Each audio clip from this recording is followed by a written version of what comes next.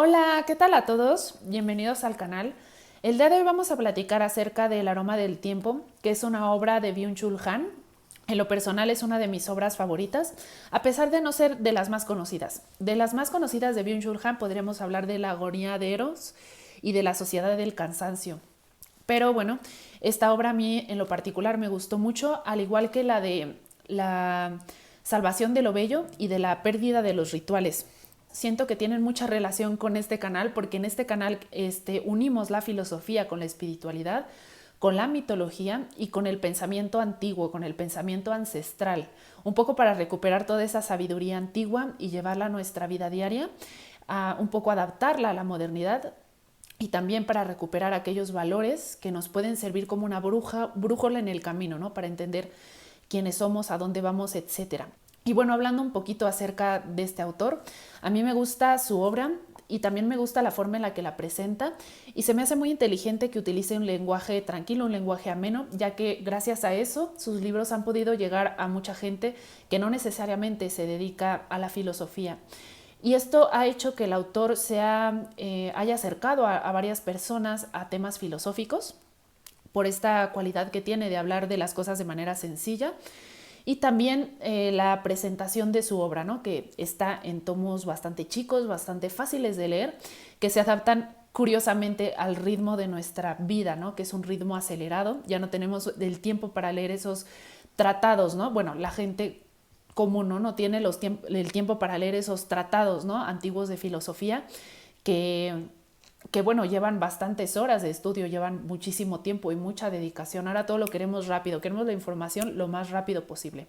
Y curiosamente, esta inmediatez, esta rapidez que critica Byung-Chul Han en su libro, también hace que su obra, curiosamente su obra refleja esto, ¿no? Que al ser libros pequeños, libros fáciles de leer en el tiempo, pues han llegado a muchísimas personas y lo han vuelto un filósofo bastante importante. Y también sospecho que sus libros son así, cortitos, porque el autor, de hecho, uno de sus textos, uno de sus temas de estudio es la filosofía zen, el pensamiento zen, y justamente en la estética zen lo más importante es lo esencial, de manera que no se necesite adornar la cosa demasiado, se trate de evocar lo esencial de las cosas, de lo que con una sola línea, por ejemplo, podamos evocar la esencia de lo que queremos dibujar, en el caso de la pintura zen, ¿no? Que dirían los artistas en el mejor pintor no es el que hace más detalles, sino el con un solo trazo evoca ya lo que quiere pintar, ¿no? La naturaleza de lo que quiere pintar es un poco así, ¿no? El no querer poner de más, no querer poner mucho, ¿no? Entonces, bueno, lo hace bastante agradable a la lectura. Pero bueno, ya sin más introducción, vamos a platicar, ¿no? Acerca de esto. Actualmente nos falta ese sentido, esa narración que rija nuestra vida. Es una de las premisas que el autor más suele hablar, ¿no? Que más suele sacar a la luz, mencionar, etcétera, porque de hecho todo su libro gira en torno a eso, a la falta de narración, a la falta de un sentido narrativo en nuestra existencia.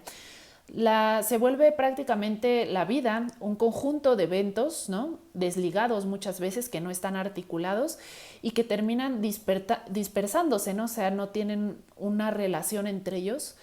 Eh, ¿Por qué? Porque cambiamos realmente de actividades muy rápido, queremos rellenar los espacios vacíos con el disfrute, con el hedonismo, queremos vivir simplemente por vivir, ¿no? Y queremos vivir mucho y queremos vivir el mayor tiempo posible, queremos vivir bien, pero sin saber muy bien qué queremos hacer con ese tiempo, ¿no? O por qué estamos viviendo, por qué estamos demandando más tiempo.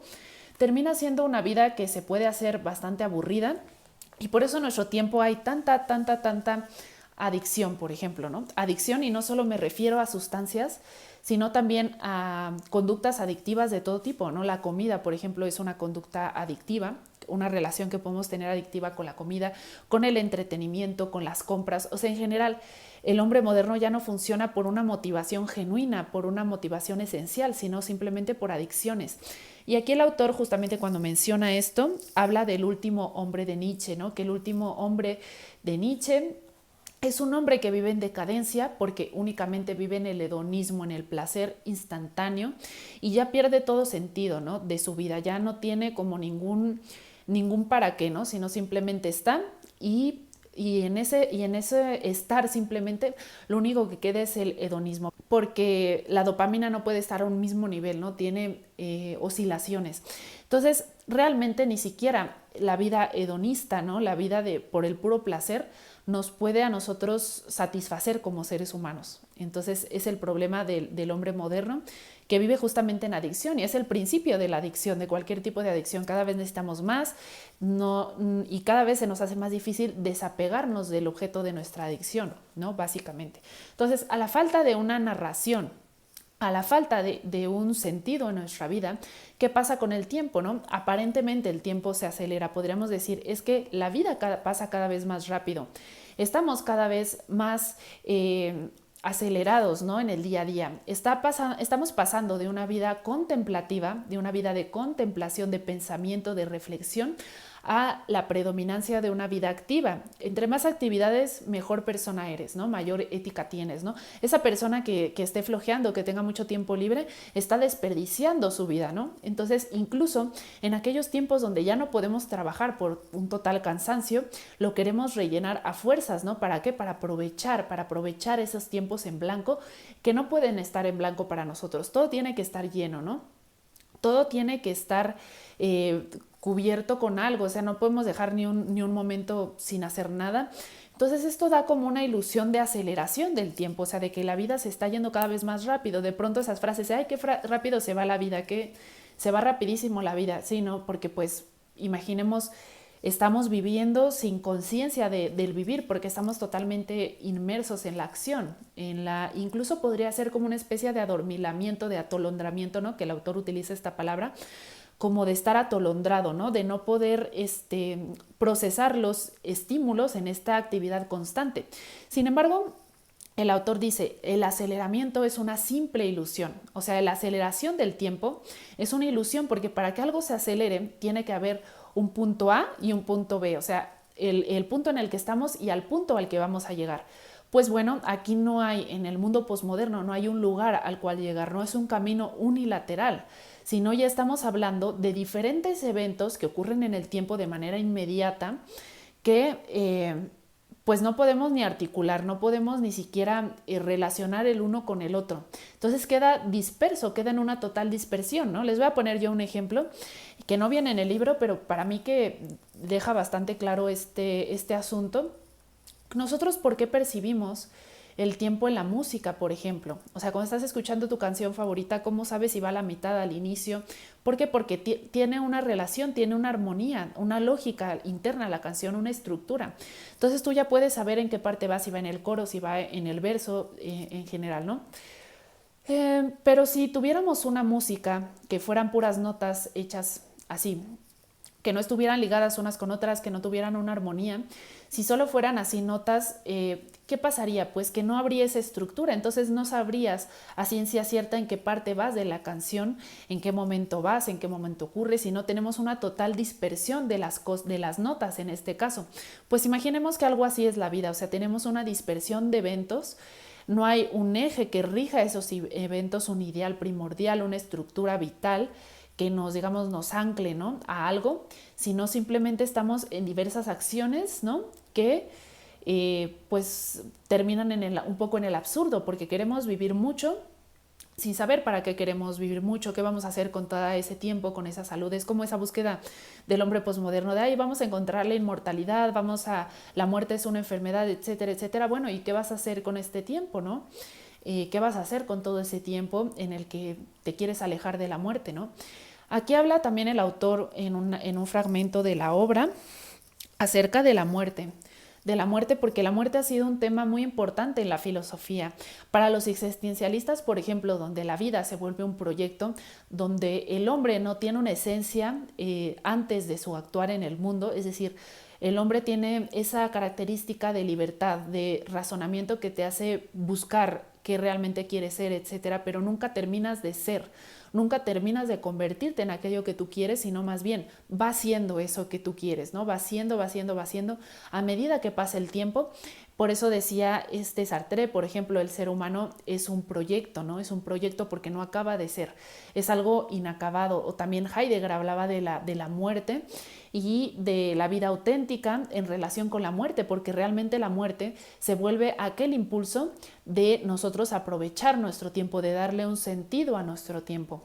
Pero ¿qué pasa cuando en la posmodernidad ya no tenemos la posibilidad o no tenemos ese contexto cultural, esa estructura para darle un sentido al tiempo, para hacer algo auténtico con nuestro tiempo, que la muerte llega a destiempo, ¿no? Esto es algo que menciona mucho Byung-Chul Han, la llegada de la muerte a destiempo. ¿Por qué? Porque, bueno, en el existencialismo, por ejemplo, la muerte era algo que cerraba con la vida, ¿no? Cuando cierra la muerte con la vida ya queda inamovible.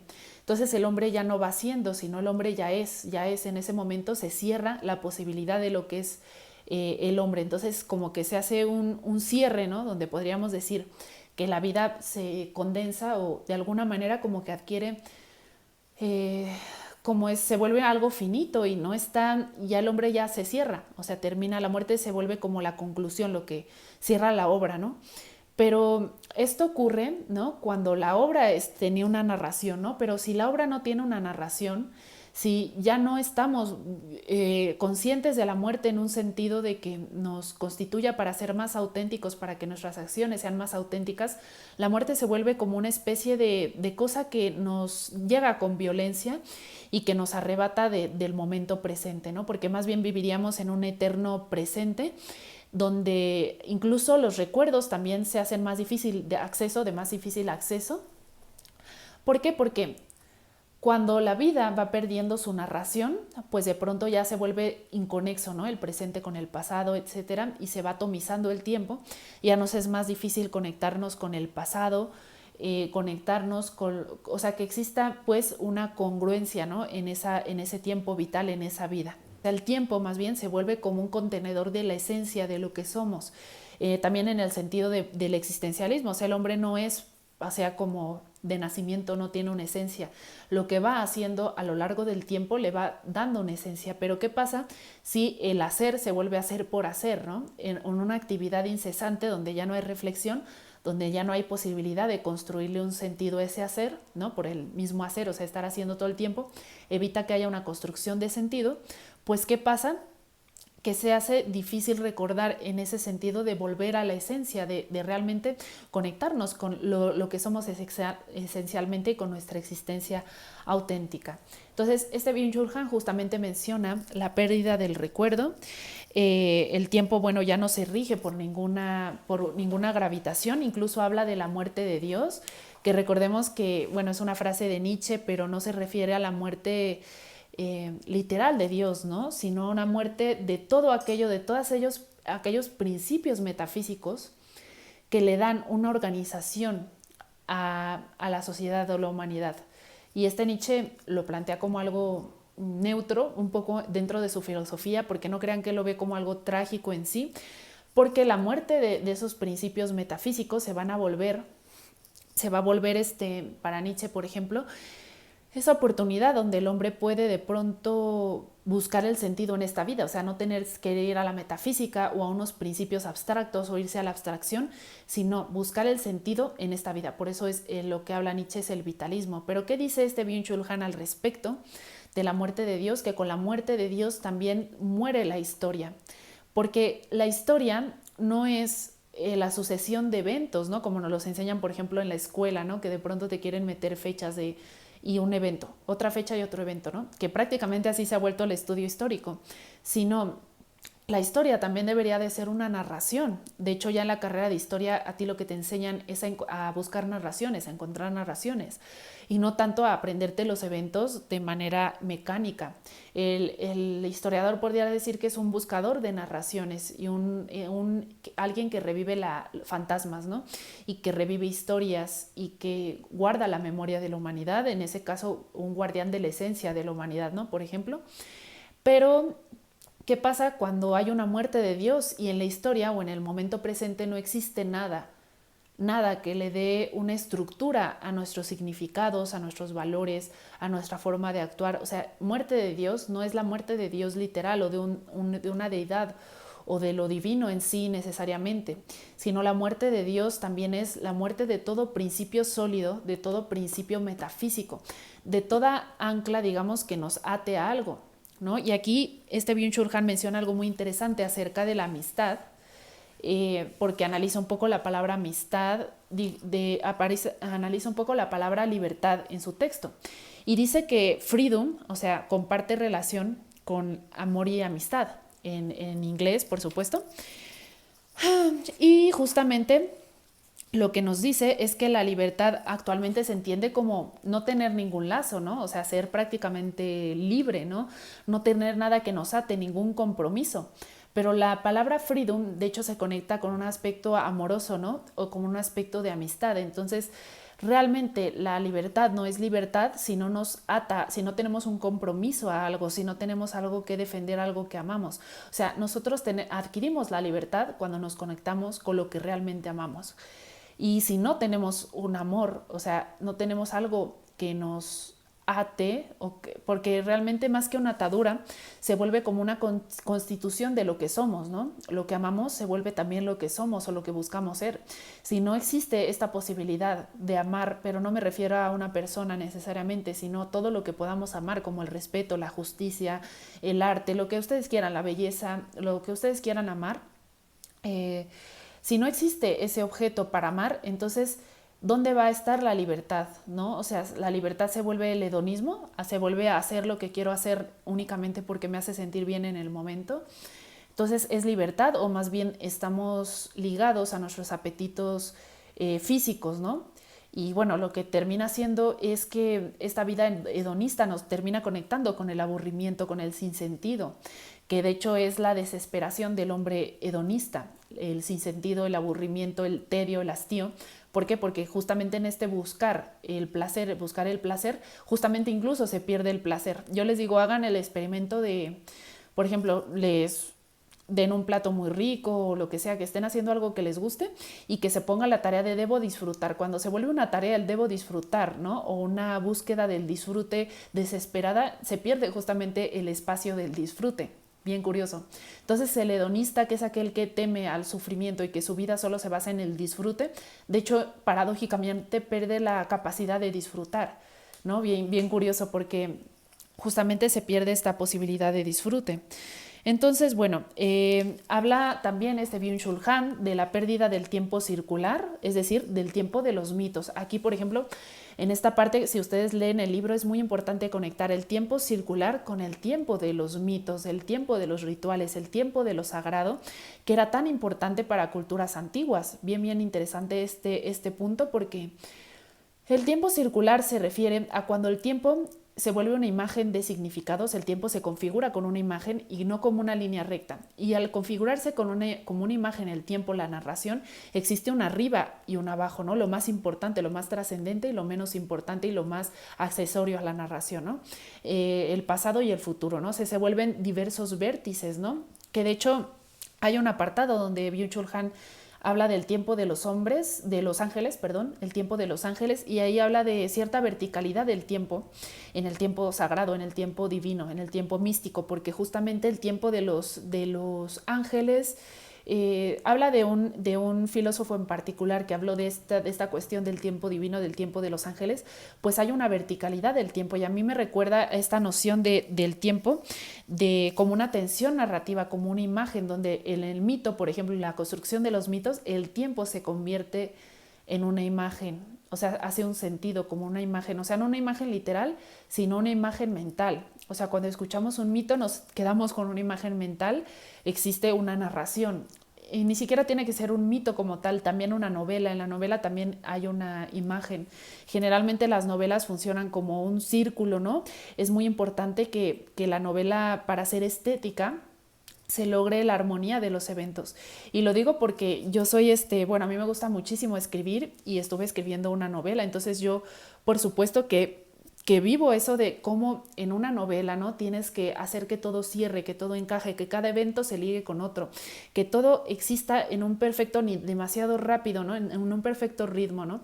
Ni demasiado rápido, ni demasiado lento, ¿no? Todo para que no se pierda el sentido, para que todo lo que acontece se pueda representar en una especie de imagen, ¿no? Jerárquica, donde haya una jerarquía de qué es lo importante y qué es lo que no. Y aquí también Byung-Chul Han habla de que la narración en cierto sentido es ciega, porque va a perderse de aquellos eventos o va de discriminar esos eventos que no son importantes, ¿no? La narración va a girar en el evento importante, en el tema central de la obra, y todo aquello que quede fuera del tema se va a perder, ¿no? Y eso es lo que le da una figura, lo que lo configura, lo que lo vuelve justamente algo que podamos experimentar. Todo depende de cómo se vea, todo es relativo, ¿no? Depende de cómo tú te sientas, depende del momento, etcétera, etcétera. Todo depende de, todo es relativo, todo es en relación a otra cosa y todo depende de otra cosa. Pero si te vas a la otra cosa, también depende de otra cosa. Sí, entonces nada es realmente sólido.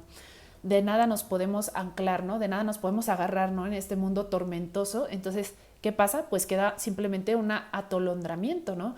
Donde las escenas van pasando, la vida va corriendo, pero no existe ningún eje que nos dé a nosotros un sentido.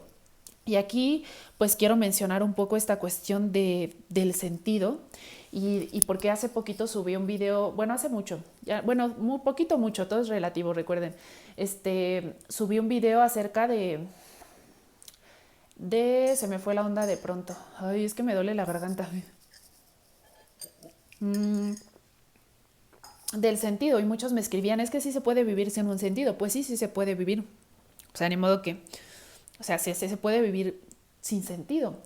La cuestión es, ¿se puede vivir humanamente sin un sentido o solamente... Porque ¿qué pasa cuando tú no tienes un sentido? Cuando no tienes... O sea, ¿qué es un sentido? Vamos a ponerlo así. Un sentido no es yo voy a vivir para, ¿no? Porque en la vida ya está el sentido en sí. Yo no voy a decir, yo voy a vivir para ayudar a alguien, yo no voy a vivir para hacer algo en particular, ¿no? Porque eso sería encerrar la vida en un punto. El sentido más bien se vuelve la narrativa vital, o sea, cómo las cosas se conectan entre ellas, cómo los eventos, cómo tenemos una identidad, ¿no? La identidad también es un sentido. La identidad también que nos conforma también es un sentido, es una narración. Entonces, vivir sin sentido es vivir sin narración. Vivir sin narración y vivir sin narración es vivir sin identidad, es vivir sin valores, es vivir sin nada que amemos, ¿no? Porque el amor también da sentido. El amor, de hecho, nos lleva a luchar por algo, ¿no? Es vivir sin amor. Entonces, ¿se puede vivir sin sentido? Sí se puede vivir sin sentido, pero sería una vida simplemente por el placer instantáneo. Una vida muy bestializada que sería de placer y dolor. Y únicamente esas dos cosas nos darían sentido porque nos podemos desprender, deshumanizar y desprender del amor, nos podemos desprender de la narración, de la identidad, de la cultura, de todo nos podemos desprender. Pero no nos podemos desprender de la corporeidad, de esas alarmas que van a sonar en nuestra mente cuando estemos privados de algo y el deseo de placer que vamos a sentir. Y es más, sin sentido la vida se vuelve tan aburrida que lo único que nos puede complacer es la búsqueda de los placeres. Y ya les dije que en esa búsqueda de los placeres, paradójicamente se pierde la posibilidad de sentir placer. Esto es muy fácil de percibir, ¿no? Cuando tú tienes un día donde cumples con ciertas actividades obligatorias o cualquier cosa así y después tienes un descanso, hasta disfrutas más de ese descanso que en un tiempo donde todo el tiempo es descanso, todo el tiempo es disfrute. Cuando todo el tiempo es disfrute o todo el tiempo es búsqueda de disfrute o todo el sentido es búsqueda de disfrute, justamente hasta el disfrute pierde su encanto, su belleza. Entonces, ¿se puede vivir sin sentido? Sí, pero es una vida bastante difícil y es lo que nos está demostrando la modernidad. Estamos hablando de la posmodernidad, estamos hablando de una vida sin sentido. ¿Y qué está pasando, no? O sea, estamos viendo que cada vez la gente se deprime más, cada vez más gente decide terminar, ¿no? Con la existencia, etcétera, etcétera. Entonces, digamos que la respuesta nos las ha dado nuestro tiempo, ¿no? De qué pasa cuando el ser humano pierde su sentido vital, qué pasa cuando todo se licúa, cuando no hay nada sólido, nada de qué agarrarnos. El ser humano entra en desesperación y entra en depresión y entra en sinsentido. Y bueno, voy a terminar hablando acerca de, bueno, por qué el texto se llama El aroma del tiempo, que es un fragmento que Byung-Chul Han Bueno, más bien se plantea esto dentro de un fragmento de la obra, que bueno, el aroma tiene una cualidad muy interesante, que es que los aromas se perciben mucho más lento, con mucha más pausa que las imágenes. Es decir, yo te puedo pasar ahorita 10 imágenes, pero si te paso 10 aromas, ya como al segundo, ya al tercero ya vas a perder tu capacidad de oler, ¿no? De olfatear, porque los los aromas no se pueden suceder tan rápido como las imágenes. Entonces el tiempo sin aroma pues se vuelve este tiempo acelerado, aceleradísimo. Y también a su vez el aroma nos conecta muchísimo con las memorias, ¿no? De hecho, la forma más efectiva de conectarnos con una memoria del pasado es oler un perfume que usábamos en ese tiempo o que usaba nuestro mejor amigo. O sea, automáticamente nos conecta con el pasado. Entonces el aroma tiene esta facultad como de conectarnos con los recuerdos, pero también es algo que se vive lento, ¿no? Que para vivir un aroma, para vivir una esencia, tiene que ser lento. Entonces aquí habla Byung-Chul Han de la importancia de revivir la vida contemplativa y la importancia de volver a experimentar el tiempo como un aroma, ¿no? Y ya no como una sucesión de imágenes o como el tiempo atomizado sin ningún sentido, sin ninguna razón de ser. Y bueno, espero que les haya gustado este video y que les haya servido mucho y los espero en los siguientes. Muchísimas gracias por ver.